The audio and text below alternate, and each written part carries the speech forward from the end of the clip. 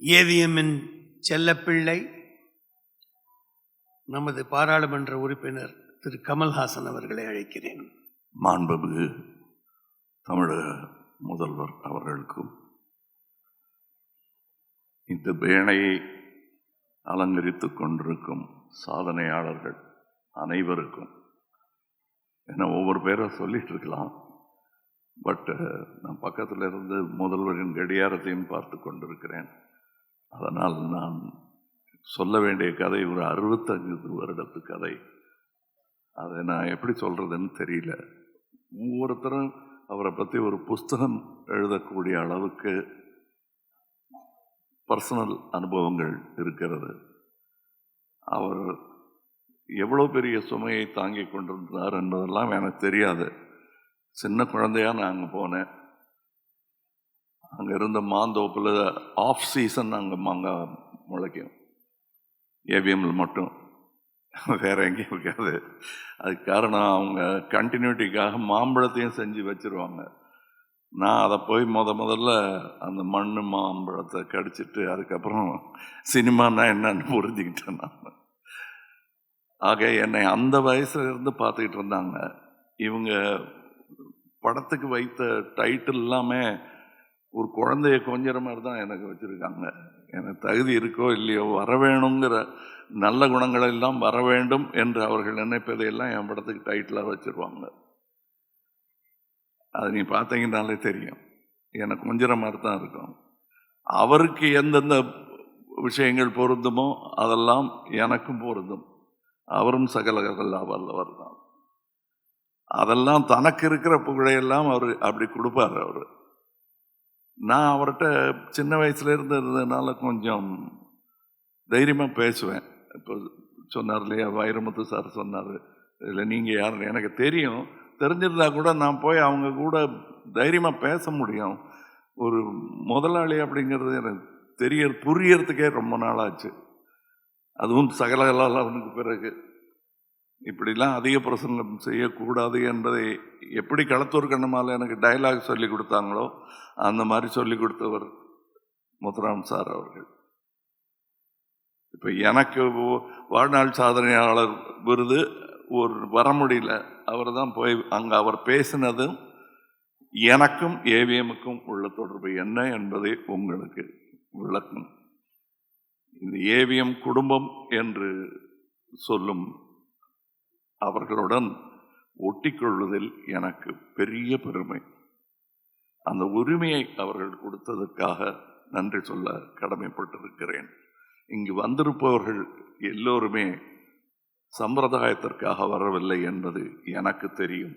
அவர்கள் எல்லோருமே அன்பிற்காகவும் மரியாதைக்காகவும் வந்தவர்கள், மாண்புமிகு முதல்வர் உட்பட. இந்த வளாகம் நான் களத்தூர் கண்ணம்மால படிக்க ஆரம்பித்த போது ஏவிஎம் இன்ஸ்டிடியூஷனில் நான் படித்தேன் என்பதில் எனக்கு பெருமை. அது ஏதோ ஜோக்குன்னு நினச்சிட்டு இருக்காங்க, இல்லை மேடை அலங்காரத்துக்காக நான் சொல்லும் ஒரு விஷயம்னு. அப்படி அல்ல, அது மிக அல்ல. நாங்கள் படித்த விஷயங்கள் தான் எனக்கு இன்று வரை கை எடுத்து கொண்டிருக்கின்றன என்பது மிக இல்லாத ஒரு கூற்று. அதை வழிமொழிய எனக்கு மூத்தவர் எஸ்பிஎம் அவர்கள் இருக்கிறார்கள். அவர்கள் கற்றுக்கொண்டதெல்லாம் இந்த பள்ளியிலிருந்து தான்.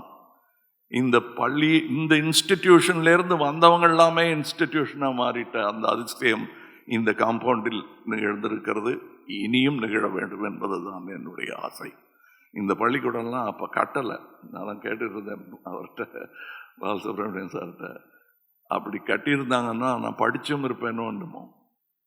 இதே பள்ளிக்கூடத்தில் என்ன சேர்த்துட்டு இருப்பாங்க. வேற பள்ளிகளில் சேர்த்துக்கிறது கொஞ்சம் யோசிச்சாங்க. என்னுடைய குணாதிசயம் தெரிந்து என்னை எப்படி வழி நடத்த வேண்டும் என்று தெரிந்த பள்ளி ஏவிஎம் பள்ளி. சிறப்பாக கற்றுக் கொடுத்தார்கள். நான் தவறு செய்யும் போது சத்தமாக சொல்லாமல், நான் நல்லதுகள் செய்யும் பொழுதெல்லாம் என்னை தோளில் தூக்கி கொண்டாடியவர் சரவணன் சார். அது நான் அபூர்வ ராஜபார்வை முடிந்த பிறகு அவர் சொன்னார், நான் இப்படி பண்ணலாம் சார், அப்படி பண்ணலாம் சார், என்ன சார் இப்படி இருக்குலாம் சொல்லிட்டு இருப்பேன். எடுத்து பாருங்க கமல். எல்லாரும் நினைச்சிட்டு இருப்பாங்க எடுத்து பாரு கமல், எடுத்து பாருடா கமல் தான் பேசியிருப்பார் சரவணன். இல்லவே இல்லை. நான் 16 வயசுல மறுபடியும் அசிஸ்டண்டா சேர்ந்த போது அவர் மட்டும் இல்லை, எஸ்பிஎம் சாரும் என்ன வாங்க கமல் அப்படின்னாரு. ஏதோ தப்பு பண்ணிட்டோம் போல் இருக்கு, என்ன நீங்க வாங்க போங்கன்னு சொல்றாங்களே அப்படின்னு நினைச்சிருந்தேன். அப்புறம் என்ன கூப்பிட்டு சொன்னாங்க, நீயும் இனிமே எல்லாரையும் அப்படியே சொல்லு. நான் இன்னி வரலாம் அப்படிதான் இருக்கேன் சார். அந்த பாடத்திற்கும் நான் ஏவிஎம்ற்கு நன்றி சொல்ல வேண்டும். அது ஏவிஎம் என்பது நான் அவர் பெரியவரை பார்த்துருக்கேன். அவர் இல்லாத மாதிரியே தெரியாமல் வழி நடத்திய ஒரு முக்கியமான மகன் இவர். அந்த 4 பேரை தூக்கி பிடிச்ச இன்ஸ்டிடியூஷன் தான் அது. ஆனால் அவர் இல்லாத குறைங்கிறது முக்கியமா தொழிலாளர்களுக்கு வரும். முந்தி மாதிரி இல்லைங்க அப்படின்னு அப்படி யாருமே சொல்லலை. இப்போ எஸ்பிஎம் சார் வந்து அவரை வந்து இன்னைக்கு வீட்டுக்கு போய் ரெஸ்ட் எடுத்துக்கங்கன்னு பிடிச்சி தள்ளி விடணும். அவரை அங்கே வந்து இருப்பாங்க. ஸ்ட்ரைக் இருந்த போது கூட அந்த ஏவிஎம் செடி வாடிடக்கூடாதுங்கிறதுக்காக பக்கெட்டில் தண்ணி எடுத்து ஊற்றுனவங்க இருக்காங்க. இது எப்படி இந்த மாதிரி விசுவாசம் ஒருத்தருக்கு கிடைக்கும்னா நல்ல முதலாளிக்கு தான் கிடைக்கும். தன்னுடைய மக்களை, தன்னுடைய ஒர்க்கர்ஸை ஜாக்கிரதையா பார்த்துக்கணும்னு எவர் நினைக்கிறாரோ அவர் பெருந்தலைவர். அப்படிப்பட்ட ஒரு பெருந்தலைவர் இங்கே இருக்கிறார். அந்த பென்ஷன் ஊதியம் 23 கோரிக்கைகள் வைத்ததற்கு ஆச்சரியப்படும்படி அதற்கு பதில் சொல்வதாக அல்ல, செயலில் செய்து காட்டி இருக்கிறார். இந்த அரங்கத்தில் அந்த நன்றியை சொல்வது முதல்வருக்கு செய்யும் கௌரவமாகும். காரணம், இந்த வளாகமே உருவாக்கப்பட்டது அவர்கள் தொழிலாளர்களுக்காக. அதனால தான் சொன்னேன், நான் கொஞ்சம் அது நான் படிக்கிற காலத்தில் இதை கட்டியிருந்தா படிச்சிருப்பேங்கிற அளவுக்கு எனக்கே இருக்குன்னா அங்கே இருக்கிற தொழிலாளர்களுக்கு எவ்வளோ பெருமையாக இருக்கும்.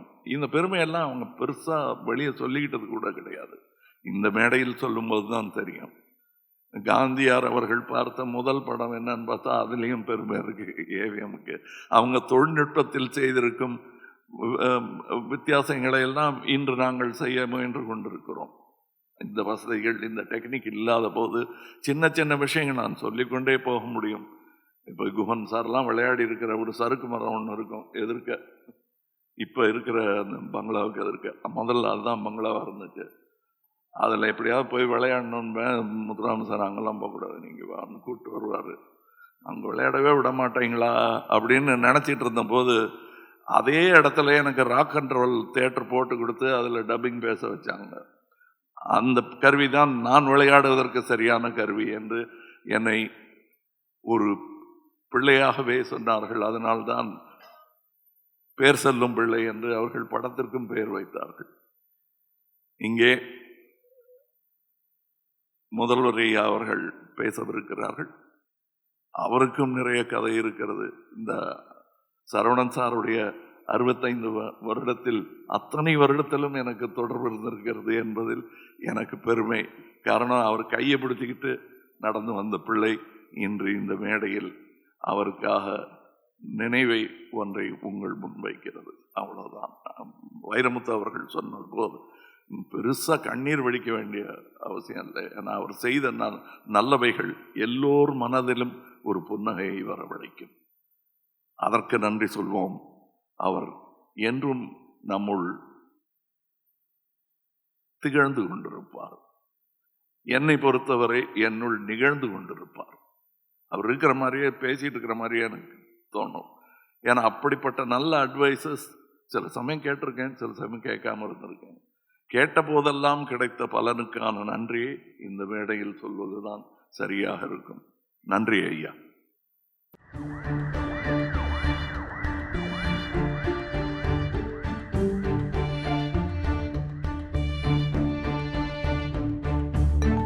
பரபரப்பான சினிமா செய்திகள், நட்சத்திரங்களின் பேட்டிகள், சினிமா வரலாறு ஆகியவற்றை பார்க்கவும் படிக்கவும் உங்களுக்கான இணையதளம் touringtalkies.co.